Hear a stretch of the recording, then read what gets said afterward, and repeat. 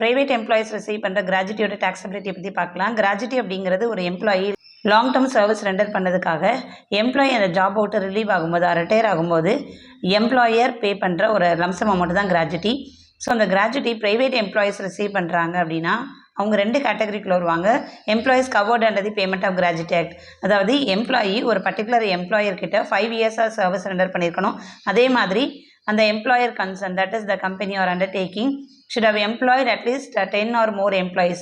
அந்த company or அண்டர்டேக்கிங்கில் 10 or more employees work பண்ணலாம். அவங்களாம் இந்த ஆக்டுக்குள்ளே கவர் ஆவாங்க. ஸோ இந்த கண்டிஷன் ஃபுல்ஃபில் ஆகாத ப்ரைவேட் எம்ப்ளாயிஸ் அவங்களும் கிராஜுவிட்டி ரிசீவ் பண்ணலாம். அவங்கள நம்ம அந்த டேக்ஸ் பர்பஸ்க்கு என்ன சொல்லுவோம் அப்படின்னா employees not covered under the payment of gratuity act. So அந்த மாதிரி private employees are not covered under the payment of gratuity ஆக்டில் வர்றவங்களுக்கு எக்ஸம்ஷன் 3 பாயிண்டில் கொடுத்துருக்குறாங்க. இங்கே half months average salary for every completed years of service. இங்கே average salary அப்படிங்கிறது 10 months average salary immediately preceding the month of retirement.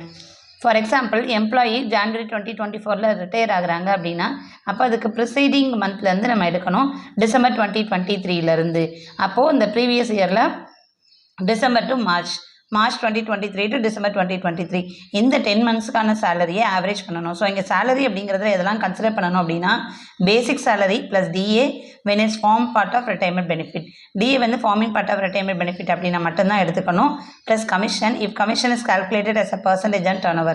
Commission வந்து turnover base பண்ணி கொடுக்குற கமிஷன் அந்த மட்டும்தான் எடுத்துக்கணும். ஸோ இந்த 3 வேல்யூவோட டோட்டலாக தான் நம்ம சேலரின்னு எடுத்துக்கணும். ஸோ இந்த மாதிரி சேலரியை 10 மந்த்ஸுக்கான வேல்யூ எடுத்துக்கிட்டு அதை நம்ம ஆவரேஜ் பண்ணணும். ஸோ இந்த 10 மந்த்ஸ்க்குரிய ஆவரேஜ் சேலரி தான் ஆவரேஜ் மந்த்லி சேலரி. ஸோ இதோட calculation half months average salary அப்படிங்கிறதுனால half into average monthly salary into number of years of service. So இந்த நம்பர் ஆஃப் இயர்ஸ் ஆஃப் சர்வீஸில் ஏதாவது ஃப்ராக்ஷன் இருந்துச்சு, மந்த்ஸ் ஆர் டேஸ் இருந்துச்சு. For example employee ஒரு 20 years and 5 months service render பண்ணியிருக்காங்க அப்படின்னா அந்த 5 இக்னோர் பண்ணிடணும், 20 இயர்ஸை மட்டும்தான் எடுத்துக்கணும். So full number of years அது மட்டும்தான் அந்த கால்குலேஷனுக்கு எடுத்துக்கணும். ஸோ இது point number 1 calculation. Then amount ஸ்பெசிஃபைங்கிறது 20 lakhs. ஸோ அமௌண்ட் ஸ்பெசிஃபைட் அப்படிங்கிறது ஒரு எம்ப்ளாயி மேக்ஸிமமாக அவங்க லைஃப் டைமில் இந்த கிராஜுவிட்டிக்காக எக்ஸம்ஷன் கிளைம் பண்ணக்கூடிய அமௌண்ட்டு இதுதான் 20 lakhs. இதுக்கு மேலே அவங்களோட லைஃப் டைமில் எக்ஸம்ஷன் கிளைம் பண்ணவே முடியாது. And third point gratuity actually received. இந்த 3 வேல்யூவில் எது லீஸ்ட் வேல்யூவோ எது கம்மியான வேல்யூவோ அதுதான் எக்ஸம்டட். ஸோ அந்த எக்ஸம்டட் அமௌண்ட்டை ஆக்சுவலாக அவங்க கிராஜுவிட்டி ரிசீவ் பண்ணியிருப்பாங்க இல்லையா, அதில் இந்த எக்ஸம்டட் அமௌண்ட்டை டிடெக்ட் பண்ணோம் அப்படின்னா பேலன்ஸ் ஏதாவது பாசிட்டிவ் வேல்யூ வந்துச்சு அப்படின்னா அதுதான் டாக்ஸபிள் கிராஜுவிட்டி. ஸோ அந்த கிராஜுவிட்டியோட டீட்டெயில்டு கால்குலேஷன் வீடியோட லிங்க் பயோவில் இருக்குது, செக் பண்ணி பாருங்கள்.